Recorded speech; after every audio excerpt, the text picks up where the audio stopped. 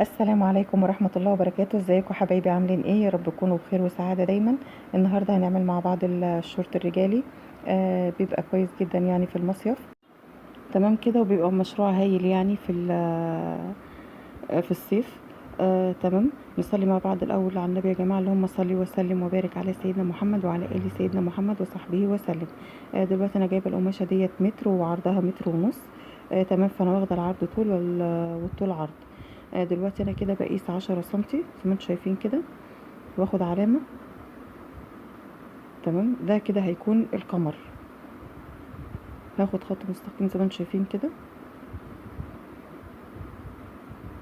هيكون القمر بالشكل ده. تمام. هبتدي اخد مقاس طول الشورت من عند ال10 سنتي دول، من عند نقطة ال10 سنتي 69 سنتي. هاخد 32 سنتي مقاس فتحة الرجل، واحط علامة، وهوصل من عند الحجر كده بخط مايل. تمام.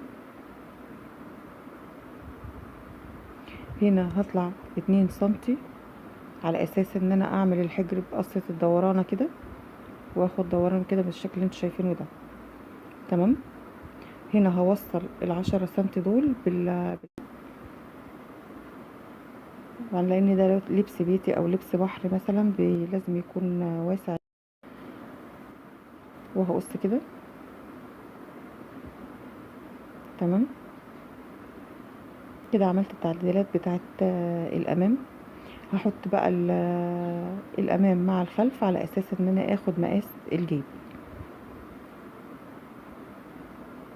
اظبط الاول الحجر على الحجر كده، وهاجي من ال10 سنتي اللي هي علامة ال10 سنتي ديت 3 صوابع كده في حدود مثلا 4 سنتي 5 سنتي او 6 سنتي يعني. تمام. يعني هي 6 سنتي. تمام. واروح نازلة من عند العلامة ديت، وهاخد مقاس فتحة الجيب 14 13 سنتي زائد 1 سنتي خياطة، على اساس ان انا لما اجي اركب الجيب تكون العلامات موجودة عندي وعلى طول يعني اركب الجيب. تمام. كده هجيب قماشة زي اللي انتوا شايفينها ديت. انا طبعا القماش ما عندي يعني القماش عندي ما كفاش ان انا اعمل جيب كامل. تمام. طبعا انا واخده مقاس الجيب 13 سنتي زائد 1 سنتي خياطه.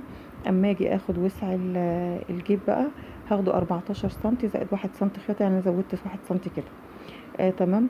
وطول الجيب هيكون 19 سنتي. تمام. فهجيب قطعة من القماش كده، وهاخد المقاس، هاخد مثلا 19 سنتي زائد 1 سنتي خياطة، يعني هيكون طول الجيب 20 سنتي.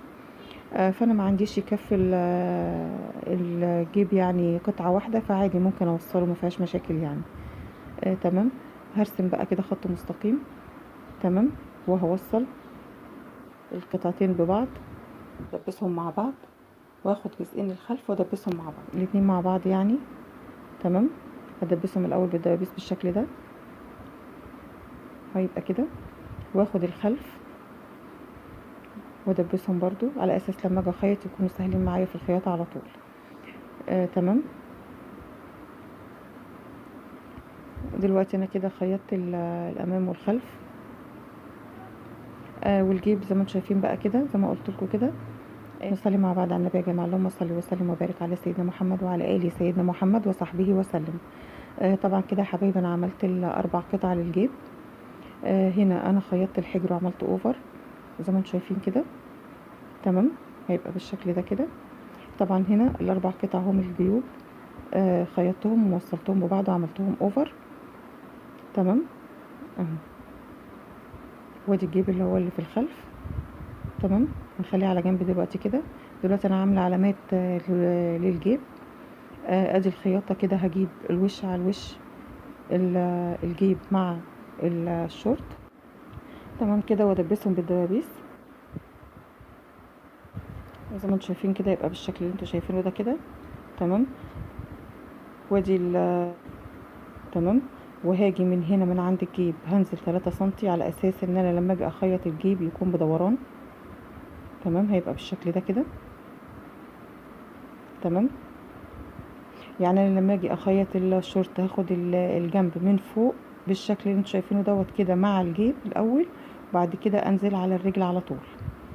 تمام، يعني هخيط بالشكل اللي انتوا شايفينه ده كده. تمام، والجزء التاني برضو الجنب التاني هيبقى نفس الشكل. ادي زي ما انتوا شايفين اهو، ادي علامة الجيب على الجيب بالظبط زي ما انتوا شايفين مظبوطة ازاي. تمام، هبتدي اركب القطعة الاخرانية من الجيب. تمام، طبعا لما تيجي توصلي حاجة زي كده بتاخدي الناحية اللي هي الاكبر، وبتبتدي تخيطيها على اساس الوصلة اللي انت عاملاها تبقى لجوه. برضو نفس الشكل، هاخد 3 سنتي. تمام، وهعملها برضو، هبتدي بقى اخيط بالمنظر اللي انتوا شايفينه ده برضو كده زي ما قلت لكم. في الجنب الاول بيبقى الجيب بالشكل اللي انتوا شايفينه ده كده، وجيب الخلف بيبقى بنطة صغيرة جدا.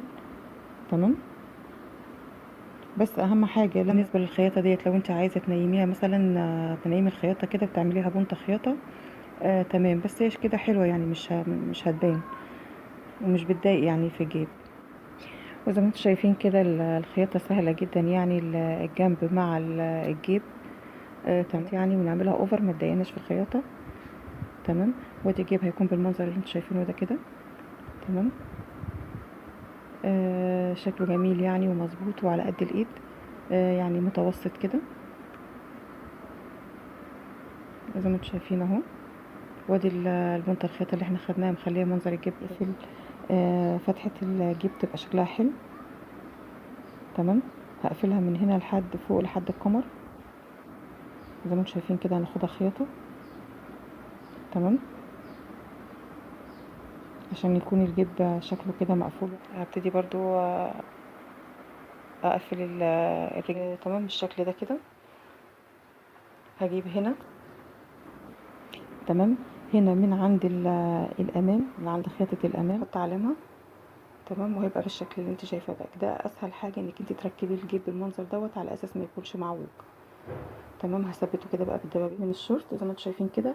انا عملته على الاستيك الرفيع على اساس يعني لو مثلا اتقطع او جرى حاجه ممكن تشدي الاستيك على طول وتغيريه، لكن اللي هو الاستيك العريض بتدككيه بيبقى متعب قوي لما كنت تيجي تغيريه لو مثلا اتقطع او جرى فيه حاجه.